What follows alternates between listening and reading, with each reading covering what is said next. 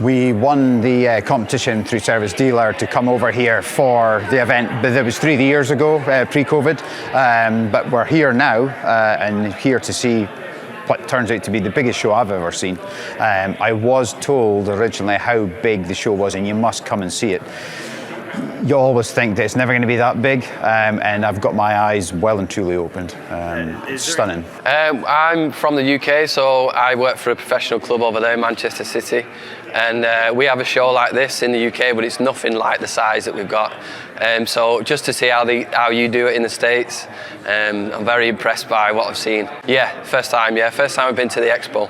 One of the reasons that I was really excited to come across was Cress. Now Cress in the UK have approached us to become a dealer for them, and I've sat on the fence for probably near 6 months now, and it was the first thing that caught my eye in here, and it was some of the stats that they were quoting on that product, and I also got speaking to one of the guys that used to be at Husqvarna and is now obviously with Cress, and he reassured me basically on a lot of the things that questions I had for that product. So Cress is probably the one that's stole the show, as you would say. There's a lot of product in there that is nice and beautiful, but the zero turn market back in the UK is low. It isn't a big market. It tends to be either collectors, and we're seeing a huge spike in robots. Robots is a big thing, so robotics would be the next thing I've noticed here. Yeah, it's mainly the advancement in the battery technology that we've been looking at, because we want to be sustainable in the UK the way we operate, so it's all going towards battery power away from petrol. And looking at some of the innovations that they come up with here in terms of battery charging time and run time is something that's really exciting for us. It's certainly going back, something that I can take back to my boss at work and tell them about, and they'll be pleased to hear, because one of the problems that we've got is the battery technology isn't as good as what it could be. So we find that here it sounds like it's really catching up.